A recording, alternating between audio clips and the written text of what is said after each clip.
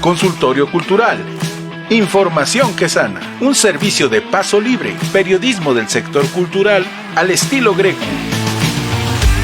Conducen Eduardo Cruz Vázquez y Rafa Mendoza. Envía tu mensaje de voz al 55 34 17 84 17 y por correo electrónico a consultoriocultural@grecu.mx. Consultorio Cultural. Información que sana. Vamos a ver, ahí está. Ahora sí, otra vez, nuevamente, bienvenido sector cultural, ¿cómo están? Ya estamos en vivo en el consultorio cultural de esta semana, segunda emisión de la segunda temporada. Mi querido Eduardo, ¿cómo estás? Un saludo, un gusto saludarte. Buenas tardes, mi querido Rafa Mendoza, desde aquí, desde el Principado de Mixcoac, al sur de la Ciudad de México, allá al vecino del Estado de México en San Mateo Atenco, si mal, o ya cambiaste de Principado, mi querido Rafa. No, ya estamos, seguimos acá en el Principado de San Mateo City Hall, justo donde van a empezar a hacer las nuevas, ¿cómo se dice? Obras de nuestro megatren ultra rápido, que ya nos lo habían No me digas. 2024, pero bueno, a ver si terminamos. ¿Y te van a poner Ahí vamos. estación ahí cerquita? ¿Te va a tocar estación ahí cerquita, Tiro de Piedra? Sí, de hecho sí, vamos a tener una ahí. Estamos entre lo que es Avenida Tecnológico y la que va a ser de Ocoyoacac. Entonces, vamos a ver qué tal nos sale el pasaje y todo eso. Pero sí, vamos a tener justamente una de estas, estaciones por aquí cerquita, mi querido Eduardo. Bueno, eso me dará gusto porque eso va a redituar en tu movilidad para tus reuniones del Grecu y de Paso Libre ahí en la colonia Roma, en la Casa Rafael Galván, que por tantos años ha sido, gracias a la generosidad de la UAM, nuestra sede de trabajo, nuestro lugar para tantos proyectos. Eso me da muchísimo gusto que finalmente la cuarta transformación te haga justicia, caray, llevamos tanto tiempo esperando ese trenecito tan padre que va a recorrer toda esa zona de la gran urbe y conectando el Estado de México con la Ciudad de México. Así es que, pues, bienvenido, mano. Espero que en el 2025, ¿verdad?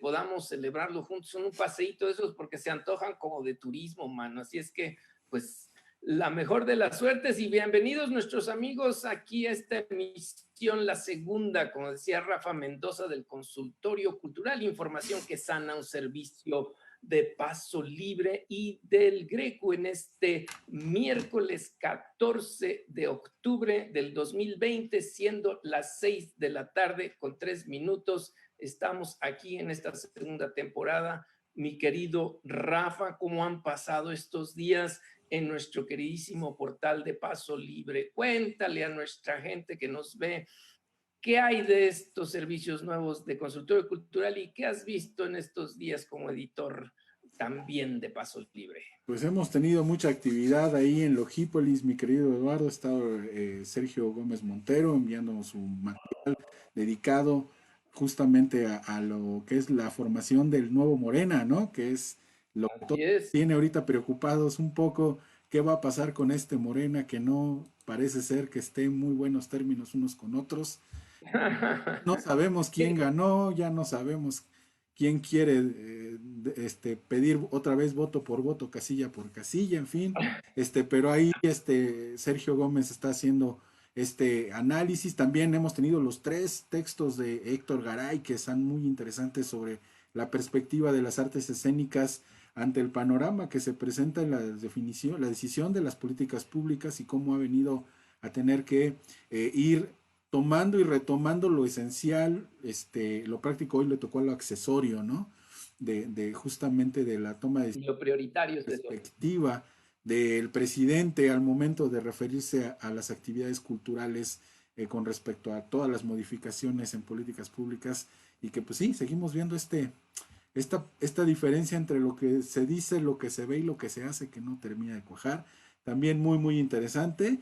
Y bueno, la colaboración también ahí tuvimos de Paco ahí se me olvidó Francisco Ramos Aguirre. Ramos Aguirre, perdón, sobre la historia de los restos de Iturbide, que es un texto muy, muy interesante también, ¿eh? De verdad que nosotros pensamos que tanto recalcamos mucho a los héroes nacionales en septiembre y sabemos pocas cosas de ellos después de esta etapa donde, bueno, se cubren de gloria, terminan, sabemos que por ahí termina su vida, pero no sabemos dónde acaban, dónde están, qué fue de ellos, qué fue de sus restos. Muy interesante ese artículo también. En fin, hemos tenido un poquito de todo en Paso Libre, ¿no?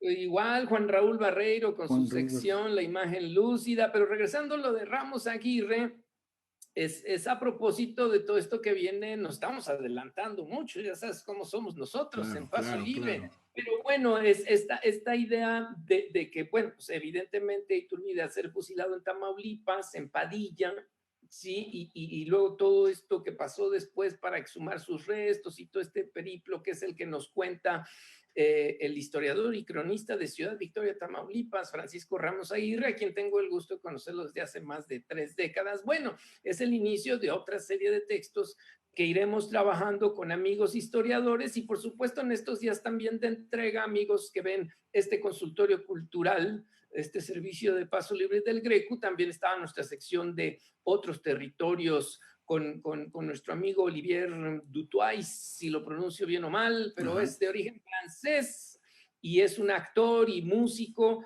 que nos dio una probadita, está ahí, ustedes la pueden ver, de lo que es parte de su papel de una obra que se va a presentar tan pronto uno de sus compañeros supere este tema del COVID, se tuvo que suspender por esto esta producción de la compañía Teatro 2 en la explanada del Centro de Cultura Digital, sí, y mañana tenemos, para quienes ven este programa en miércoles de la noche, bueno, les decimos que este jueves 15, vienen un par de textos más, ahí Vicente Gutiérrez con un asunto más sobre su cobertura alrededor de esto de los fideicomisos de cine, y Gabriel Río de la Loza, que rescata un intercambio de opiniones a partir de su último texto con Leonel Maciel sobre este asunto de los gestores culturales. En fin, pues ha sido una serie de días, como siempre buscamos, con la mayor intensidad de información del periodismo del sector cultural, pero también a Rafa, antes de entrar en materia de este consultorio cultural, pues recordarle a nuestros amigos que nos pueden mandar WhatsApp de audio, comentarios.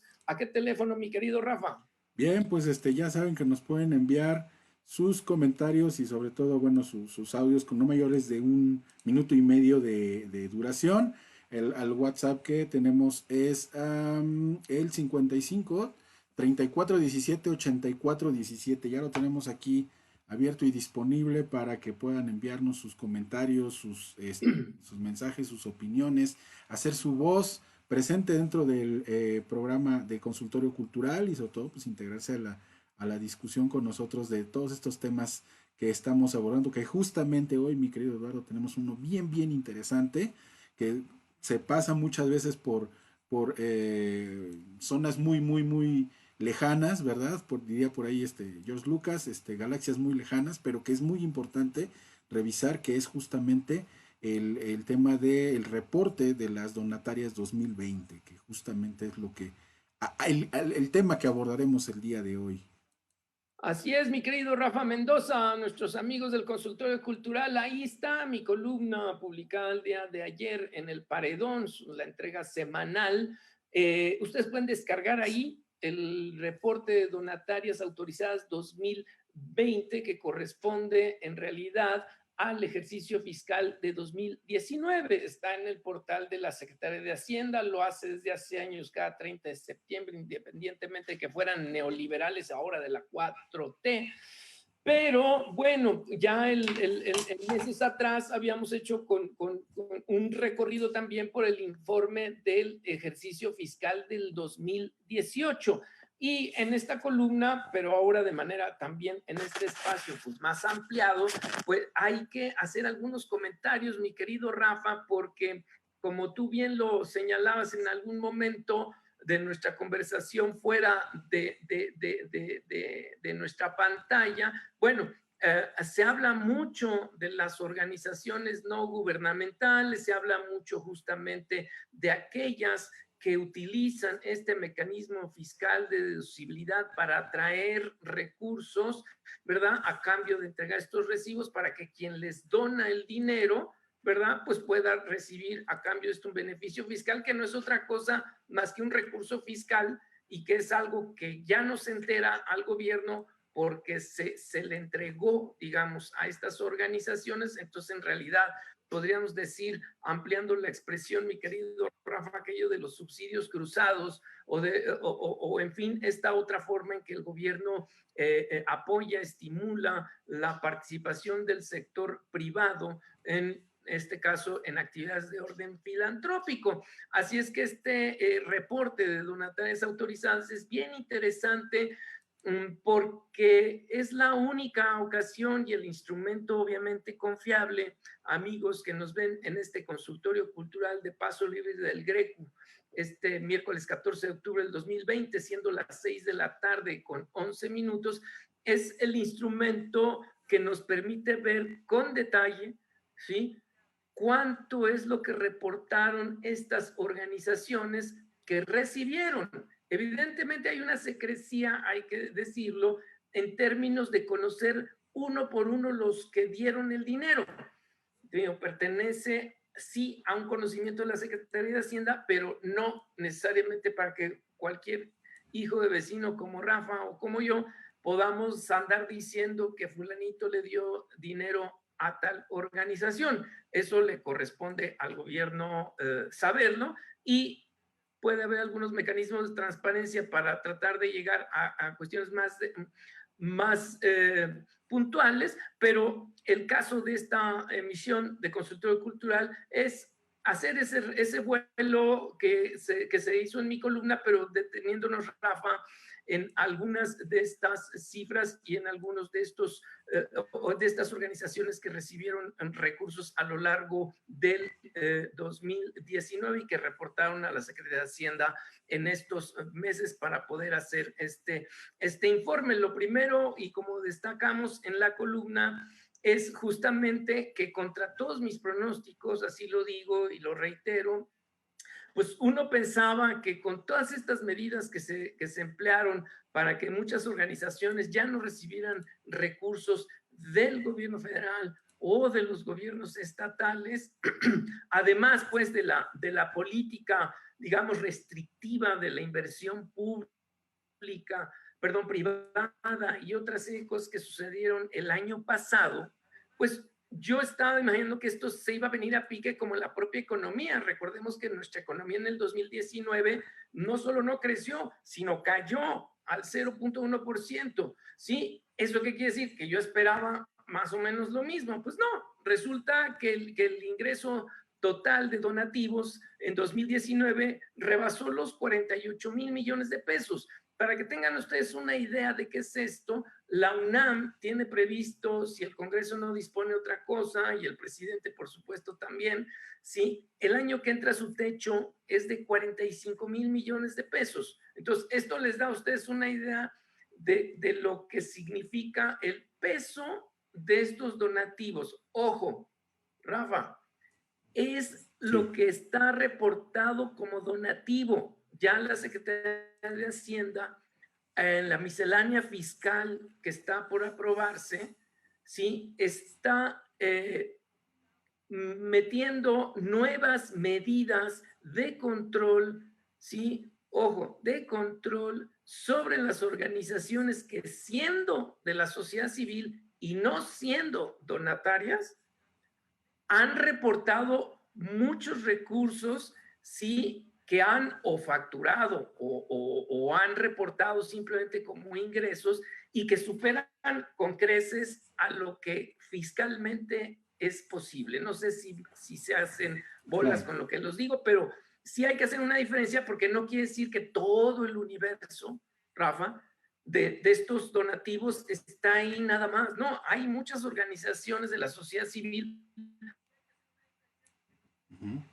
en especie o en líquido, ¿sí?, que venden servicios, dicho sea entrecomillado, o sea, que ofrecen muchas cosas, pero que no son donatarias. y que por lo tanto Hacienda en esta miscelánea fiscal que estará por aprobarse les va a meter unos candados sensacionales para evitar que sigan recibiendo recursos saliéndose de la ley o haciéndose guajes o haciendo ingenierías. Y eso les va a pegar a muchas organizaciones que acostumbran, ¿verdad?, facturar o dar recibos que no son deducibles de impuestos. Entonces, dicho esto, que es un contexto muy importante, Rafa, ¿eso qué quiere decir? Que más o menos en casi 400 millones de pesos, no es gran cosa, dirán ustedes, pero al fin y al cabo no cayeron, ¿no? Entonces subieron. Entonces, el año fiscal pasado, el 2018, fueron 47,000 y tantos millones de pesos, ahora son 48, entonces hubo un incremento muy, muy modesto, pero no cayeron. Y eso creo que al final de cuentas, a cómo está el panorama en la economía, Rafa, es una buena noticia. Es decir, las cosas repuntaron, aunque fuera de manera muy ligera. Ahora quiero que, mi querido Rafa, que me hagas las preguntas más candentes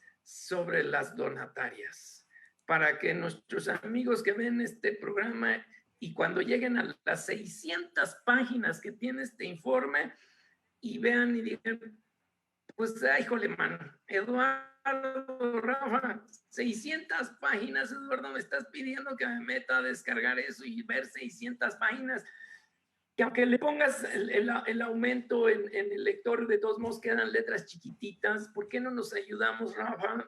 Y me dices tú, a ver, como que, así como aquel personaje de Derbez, pregúntame, o sea, ¿qué quieres saber del reporte de donatarias, mi querido Rafa? A mí me sorprendió mucho, me quedó dado al revisar tanto el texto que hiciste como lo que están las donatarias, ver determinadas asociaciones, como por ejemplo las de lucha por el crimen, ¿no? Lucha contra el crimen, aquellas que están, bueno, definidas como de apoyo, por ejemplo, pro Chapultepec, todo este tipo de organizaciones adicionales que, bueno, más allá de lo que van dentro de la búsqueda cultural, el margen que tienen, por ejemplo, en el caso de una de ellas que está en Sonora, me parece, que es un contraste fuerte ahí con respecto a lo que es a nivel económico, pues bastante recurso. Entonces, yo lo que quiero, lo que me gustaría preguntarte en ese sentido es si si justamente la retribución sea, o la distribución de estos recursos,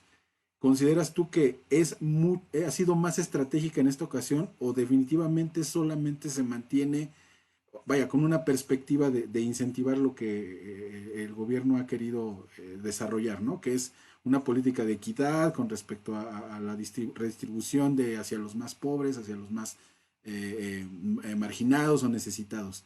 ¿Tú notaste en ese sentido y con la distribución de nuevos ingresos en ese sentido una tendencia parecida a la que se ha visto décadas anteriores, o sí ya existe esta visión política de fondo hacia redistribuir los recursos hacia el gran proyecto que tiene la 4T? Ah, pues este condenado de Rafa Mendoza me hace una pregunta que a lo mejor tendría que responderle a Arturo Herrera o Carlito tú ahí en alguna columna del Universal, que ahora en la última del lunes, por cierto, dijo que si ya le pasaban las palomitas, está desatado contra sí, está Pupilo. Pero bueno, esta pregunta de Rafa es muy buena, amigos que ven este consultorio cultural esta tarde, sí, porque es importante que sepan que el reporte de donatarias autorizadas viene obviamente con una organización en 600 páginas, ¿sí? Y es clave entender que existen 12 tipos de donatarias, es decir, si ustedes mañana deciden organizarse civilmente y van al notario, hacen su AC y luego van con Hacienda, van a tener que cumplir una serie de requisitos para que les digan en dónde encajan. Lo que nos decía Rafa Mendoza en este momento tiene que ver justamente con las que se llaman de orden asistencial, pero por supuesto hay una categoría cultural. pero también es cierto es que muchas de estas tipos, como les llama Hacienda, Rafa, tienen a veces fronteras muy frágiles y podemos identificar que en las educativas, por ejemplo, hay organizaciones que también hacen cultura, o en las asistenciales hay organizaciones que también hacen actividad no solo social, sino de pronto también cultural. Pero hay otras categorías muy interesantes que las tengo que leer porque el nombre fíjense ustedes, si me preguntan cómo vienen así, es herencia de los neoliberales, tendríamos que hablarle a Mila, a Francisco Gil o al mismo Ortiz Martínez, vaya usted a saber, a Pedro Aspe. Pero fíjense, una de los tipos de donatarias, siendo las 6 de la tarde con 20 minutos, es propietarios de bibliotecas privadas, propietarios de museos privados. Y otra más que concentra mucho dinero se llama apoyo económico de otras donatarias autorizadas. ¿Qué quiere decir esto? De unas a otras, o sea, que se transfieren recursos. Entonces, imagínense, siempre se considera que todo el mundo de la hacienda pública es un submundo, y pregúntenmelo a mí, Rafa, que en estos días he tenido que estar peleando con el SAT por una devolución que me han pedido, ya sabes, cosas que saben que me va a costar mucho trabajo hacerlas. Bueno, ¿cómo le hace uno para entender estas ingenierías de la hacienda pública, para entender justamente que existen 12 tipos de donatarias? Entonces, lo que tú dices nos llama la atención, una de Sinaloa, que es una de las organizaciones, asociaciones civiles del ámbito asistencial que más recursos a nivel nacional integra. Vamos a decirlo de manera más simple. Gracias a esa asociación civil que se llama Salud Digna, que tiene obviamente su sede en Culiacán. Exacto, sí.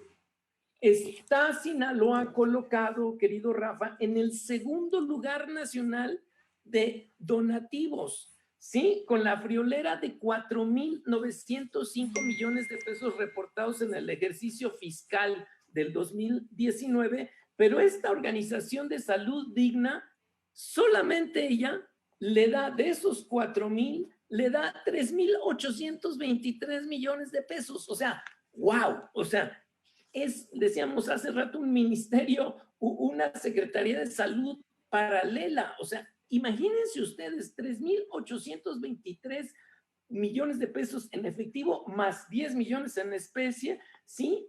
Que suman de lo que es Sinaloa 4,905, o sea, casi 5,000. O sea, Sinaloa, por esta asociación civil, está arriba de Baja California, Chihuahua, Jalisco, Estado de México y Nuevo León, que están, digamos que son los primeros lugares de mayor captación de estos recursos de donativos, ¿sí? Y están muy lejos, que sigue siendo la reina, el rey de la captación, la Ciudad de México, que en este ejercicio fiscal que reporta Hacienda alcanzó 23,194 millones de pesos. Entonces, ¿qué pasa en el entorno de Sinaloa para que alguien disculpen la expresión, alcancen a reunir 3,833 millones de pesos a nivel nacional? Claro. Digamos, yo no he reportado a estos de Salud Digna, pero bueno, quizás en algún momento alguien nos ayude a aclarar este asuntacho, pero pues creo que vale la pena tenerlo como muy presente, porque es más, supera la Fundación Slim. La Fundación Slim, que es otro caso interesante, Rafa, amigos que ven este consultorio cultural a las 6 de la tarde con 24 minutos, del ejercicio fiscal de 18 al 19, prácticamente dobló sus ingresos por donativos, ¿sí? O sea, pasó de casi 600 millones a 1,200 millones. ¿Por qué? Ustedes saquen sus deducciones. La Fundación Carlos Slim, que no es la única, tiene la Fundación Telmex y aparte tiene la Fundación del Instituto Salud Slim, que en este ejercicio que estamos hablando, sí, reportó más de 400 millones. O sea, entre Slim y sus otros organismos, Telmex, que anda por 70 y tantos, no superan ni le llegan a los talones a nuestros amigos de Sinaloa, ¿sí? En el mismo campo asistencial, Rafa. Pero vayamos al tema de nuestro sector cultural, mi querido hermano. ¿Cuánto crees que gustó las llamadas donatarias culturales en el ejercicio fiscal del 2019. No, pues, me imagino. Lo que tú y yo ganamos no nos llegan. No. Imagínate. O sea, le perdieron 300 millones de pesos en relación al año 2018 y se reportaron de las culturales 2.024 millones de pesos en el ejercicio fiscal de 2019. Entonces, imagínense ustedes, nacionalmente, 2.024 millones de estas organizaciones de la sociedad civil donatarias dentro de la tipología de las culturales. ¿Cómo te suena hasta ahorita esto, mi querido Rafa, en estos últimos minutos del consultorio cultural? Pues que se mantiene la tendencia a seguir haciendo de la cultura una de las partes más diluidas de esta nueva administración. No hay más, o sea, realmente muchas de estas circunstancias, o sea, se entiende, todas son necesarias, muchas muy importantes son necesarias, no dudamos de la capacidad y de los beneficios que puedan afrontar, pero justamente entonces el discurso que tenemos sigue siendo exactamente el mismo. Ahí la llevamos, sí los contemplamos, pero nuestras prioridades están puestas en otro lado, aun cuando tampoco se establece definitivamente cuáles son esas prioridades. Y justo eso es, yo creo que lo que también no ha cambiado mucho en este gobierno. Si sigue manteniendo esa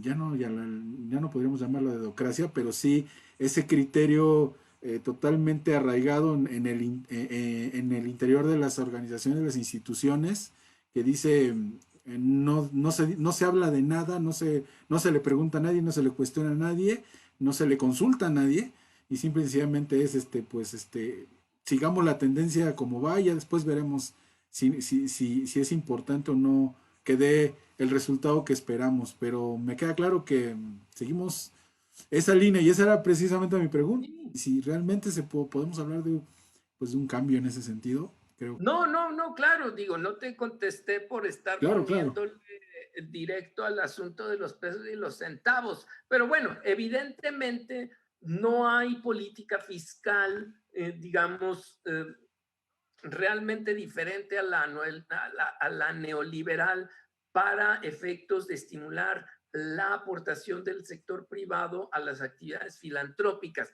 porque es evidente en una lectura obvia que para el presidente todo esto significa vestirse con su sombrero ajeno. De hecho, acuérdense, hace más de un año, cuando él anuncia toda esta decisión sobre las organizaciones de la sociedad civil que ya no recibirían recursos, todo esto utilizó esta expresión y además, bueno, para él todos estos son boquetes fiscales con los que si bien no puede terminar, pues es cierto que hay que irlos acotando, Rafa. Entonces la respuesta a tu pregunta es, evidentemente la política fiscal es restrictiva, ¿sí? Y en ese sentido, por eso es tan milagroso, diría yo, que las aportaciones a las donatarias autorizadas hay que sea con tan pequeño margen a.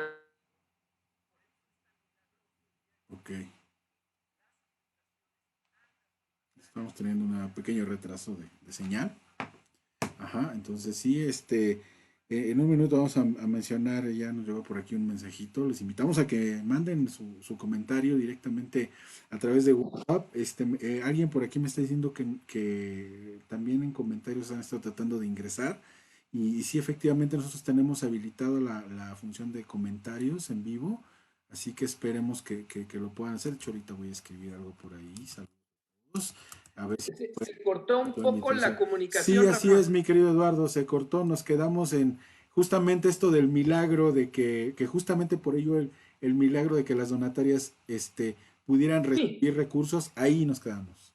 Sí, la idea central es esto, o sea, digamos, el 19, más allá de lo que no hizo la 4T, el sector privado y los particulares que decidieron seguir aportando a estas organizaciones donatarias, lo hicieron, no se detuvieron. Eso permitió que se sostuviera este ingreso a estas organizaciones, dividido en estas 12 tipos que existen. La mayor parte, por supuesto, el dinero se lo llevan las asistenciales. En segundo lugar está esta figura que permite, digamos, puentearse de unos a otros los recursos, y que en el caso de las donatarias culturales bajaron en 300 millones aproximadamente con relación al ejercicio fiscal del 2018. Eso en un escenario restrictivo, sí, de política fiscal, y por supuesto de una desaceleración brutal de la economía, donde muchos de estos particulares se quejaron de que les había ido muy mal. Digamos, no podemos darles el listado de todas las empresas que aportaron estos 48 mil millones de pesos, o particulares, ¿verdad? Pero bueno, creo que ese es un dato relevante. Y lo que estaba terminando por decir, Rafa, para ir cerrando esta emisión de Consultorio Cultural a las 6 de la tarde con 31 minutos de este miércoles 14 de octubre del 2020, es que obviamente, que si bien yo tenía esta idea de que podía pasar y no pasó, pues vamos a ver cuando entregue en septiembre del 2021 el ejercicio fiscal de 2020, vamos a ver qué tanto la pandemia afectó esta actividad filantrópica en todas sus categorías, o si nos podremos llevar, ojalá, otra sorpresa, que es que a pesar de la pandemia, sí, se sostuvieron estos niveles de donación. Pero antes de terminar, y no sé si quieras tú decir algo de nuestro público, porque sí, a mí me gustaría nada más muy rápidamente, Rafa, después darles los nombres de algunas organizaciones y los montos que reportaron como para alimentar el morbo. Así es que dime, ¿qué hay ahí por nuestros amigos que nos ven y nos escuchan? Mira, tenemos un comentario de Umbelina González, alguien que ya sabemos que está por acá desde Monterrey. Un saludo, Umbelina, nos manda saludos a todos. Nos dice buenas tardes, saludos desde Monterrey.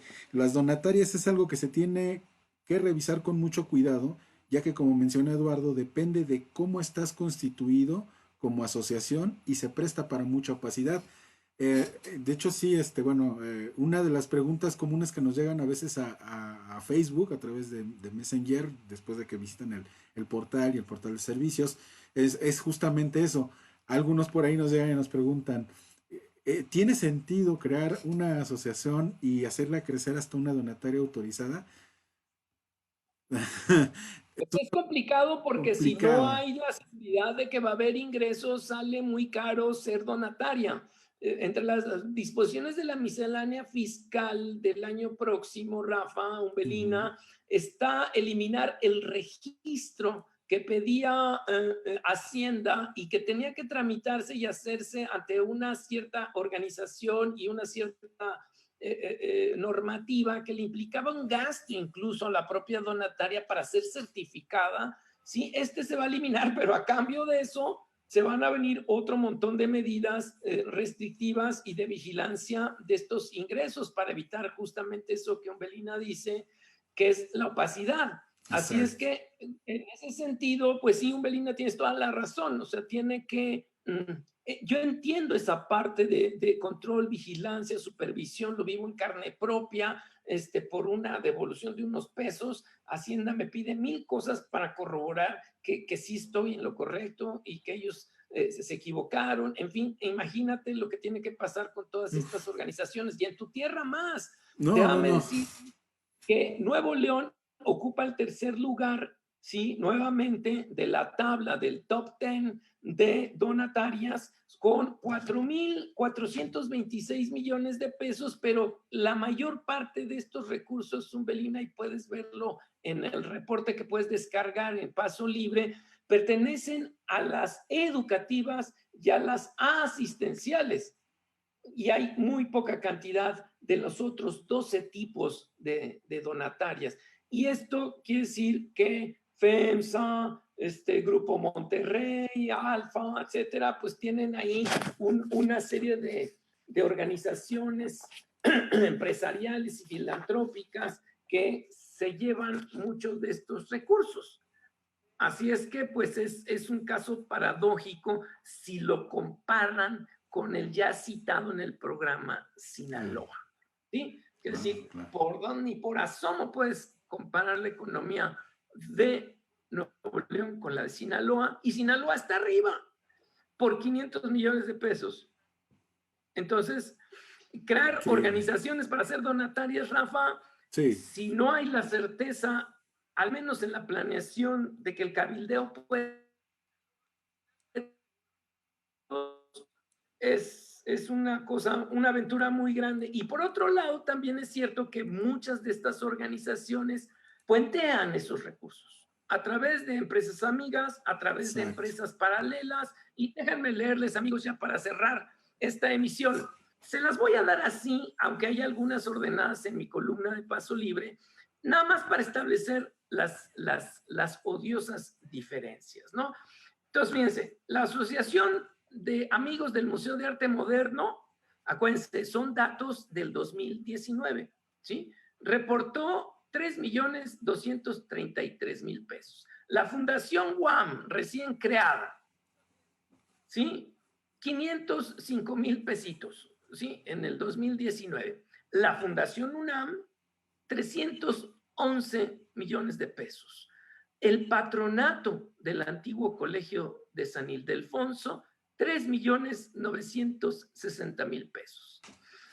La Asociación Azteca, Amigos de la Cultura y las Artes, 57 millones de pesos. La Asociación de Amigos del Museo de Arte Popular, 7 millones. La Academia de Ciencias y Artes Cinematográficas, 5 millones. Los de Ambulante, Documental Ambulante, Gael y el amigo Diego Luna, ellos recibieron 10 millones de pesos, pero un detallito, del extranjero les llegaron 5.533.000 pesos. Fíjense ustedes, ¿no? ¿Serán es como regalías el caso de Star Wars? ¿Mande? ¿Serán regalías de Star Wars de Diego Luna? Pues no deja de ser. Fíjate que esto que dice es muy interesante porque hay casos como el del Quinto Elemento, el famoso Laboratorio de Innovación Periodística, de Investigación e Innovación Periodística, que reporta que todo lo que recibió, lo recibió del exterior. 13 millones de pesos, para que tengan ustedes una idea. Mexicanos contra la corrupción y la impunidad, que se lanzó hoy el presidente contra ellos, recibieron 73 millones de pesos, de los cuales 16 millones llegaron del exterior. México Evalúa, que también tiene un gran prestigio para estas cosas, recibió 23 de los 41 millones del exterior, ¿sí? Entonces, eso les da una idea, ¿sí?, de cómo se mueven las cosas, mi querido amigo Rafa. El patronato del Festival Internacional de Cine de Guadalajara reportó 50 millones de pesos. La Fundación Azteca, 299 millones. El Instituto Carlos Slim de la Salud, que ya les dije, 478 millones de pesos. ¿Sí? El Fideicomiso Probosque de Chapultepec, 45 millones. El Fideicomiso Museo Dolores Olmedo Patiño, que el otro día no sé en qué diario decían que es que se quedaron sin lana. No, tienen un ingreso de 8 millones de pesos por donativos. Fundar, 31 millones. La Fundación Poniatowska, 2 millones. ¿Sí? La Fundación de Lisa Carrillo, 16 millones. ¿Sí? Los amigos de Ofunam, 15 millones. En fin, ahí tenemos, Rafa, y con esta me despido, un paseíto por el reporte de donatarias autorizadas de la Secretaría de Hacienda, ejercicio fiscal 2019, entregado el pasado 30 de septiembre. Bueno, Rafa, pues aquí la dejamos, maestro ahí querido, con su hospital, una semana más, segunda emisión de la segunda temporada. Rafa.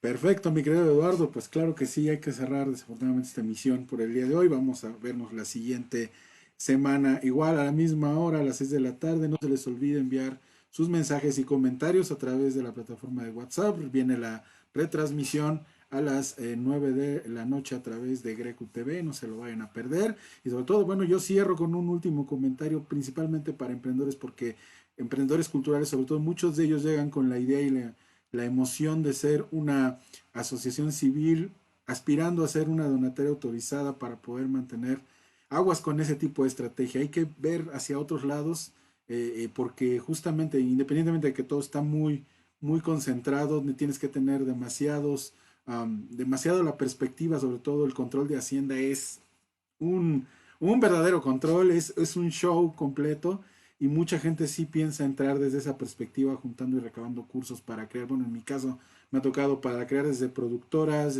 disqueras, plataformas, incluso ahora digitales, últimamente han querido realizar este tipo de plataformas. Entonces, mucho cuidado con el tipo de estrategia por esa línea, porque sí es bastante complicado, y sobre todo, bueno, Hacienda está imbatible. Entonces, bueno, cerramos, mi querido Edo. Muchas gracias por estar con nosotros otra vez en este programa de Consultorio Cultural, segundo programa de la segunda temporada. Nos estamos viendo el próximo miércoles a las 6 de la tarde, mi querido Eduardo. Un abrazo. Y no dejen de leer a Carlos Vicente Tapia desde Popayán, Colombia, que es justamente para emprendedores culturales. Adiós, amigos. Nos vemos la próxima semana. Un saludo a todos. Hasta la próxima. Consultorio Cultural. Información que sana. Un servicio de paso libre. Periodismo del sector cultural al estilo Greco. Conducen Eduardo Cruz Vázquez y Rafa Mendoza. Envía tu mensaje de voz al 55 34 17 84 17 y por correo electrónico a consultoriocultural@grecu.mx. Consultorio Cultural. Información que sana.